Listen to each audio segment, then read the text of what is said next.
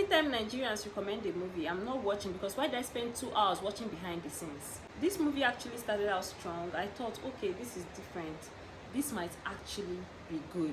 It had a fresh angle on black tax, a very strong female lead, and even a very relevant theme, which was family burden, money pressure, until it went this way. The further I watched, the more everything went down the drain. The first problem was the fact that this movie was star-packed. Like, big names, not even cameos, full characters played by big actors for no reason, like doing absolutely nothing. I couldn't help but ask myself, if this person was removed from this movie, would we have still achieved our aim? Could anything have changed? If a random person had played this character, would something have drastically changed? And my answer was no. Yeah, you guessed right. Because even the house help role, a random person could have played it. So I imagined the big budget, and I could only help but suspect that this could have happened just so that they could market this particular movie. But is success more important than the quality of the movie? Because when you do something good, when you release something good, naturally it will be successful because it markets itself. Second problem, repetitive, lazy writing. The first time there was a joke made about the tribal mark of the driver, I found it really funny. Did you fight lion? It was so funny. But hearing it the second time, third time, no, it became still. Why would you keep repeating something that doesn't even drive the story forward? First time we hear it is fun, it's comedy. Second time, maybe we smile. The third time, it becomes overused. So we should refrain from doing that. Nigerians, may I remind us that we are in 2026, a year where people are now perfecting CGIs, that they should have perfected VFX, but now we're still struggling with special effects in 2026. Remember the scene where her best friend was killed?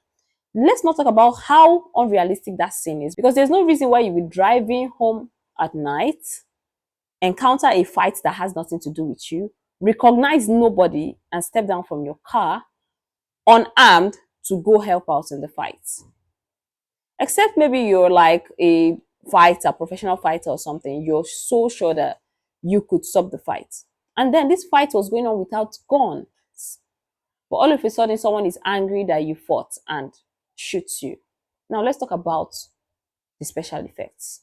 In 2026, that we still can't do blood with the budgets in that movie, with the budgets that paid the big names. Is there no way we could have called a low budget production company in America to please ask for advice? Okay, you don't even want to use their special effects artists or something, but you can just say, oh, please, what do you use in place of blood?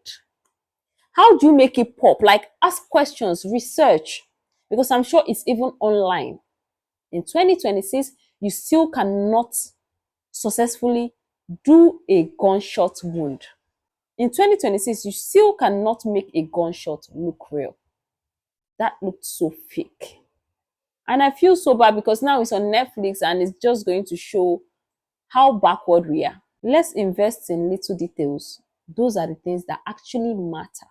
Number 4 is pointless characters, the best friend. There was absolutely nothing that best friend contributed to the story whatsoever. There was nothing he was doing in the movie. If he was not even part of the movie would have started and ended the way it did, and we wouldn't feel like we missed a thing.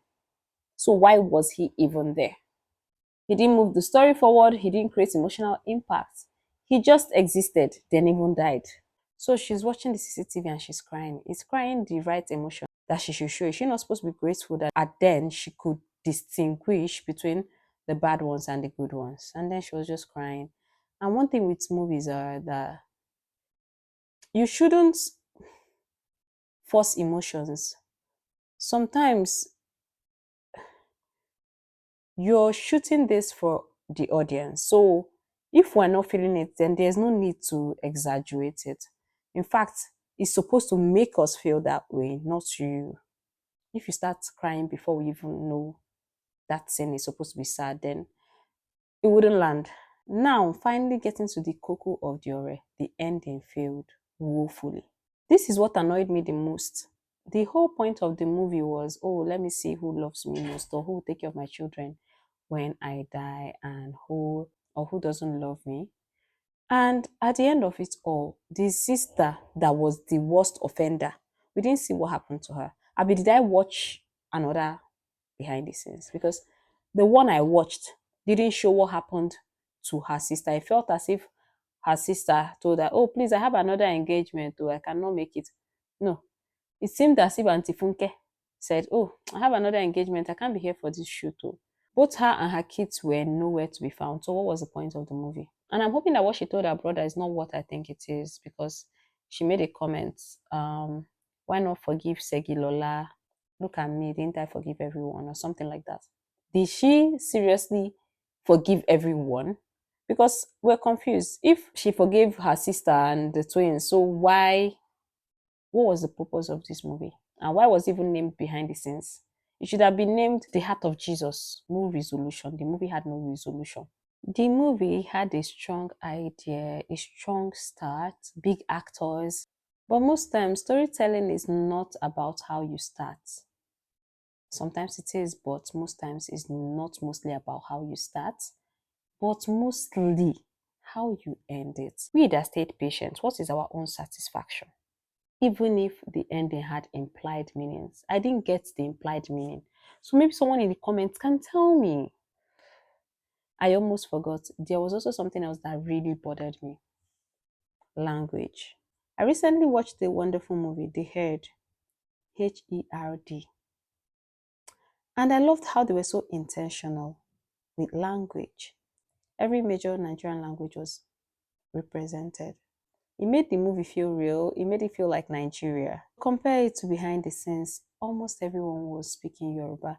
Even the Igbo actors were not really speaking Igbo that much. So maybe it was supposed to be a Yoruba movie, but I didn't get that because I didn't know why I was watching a Nigerian movie and I was struggling with the subtitles.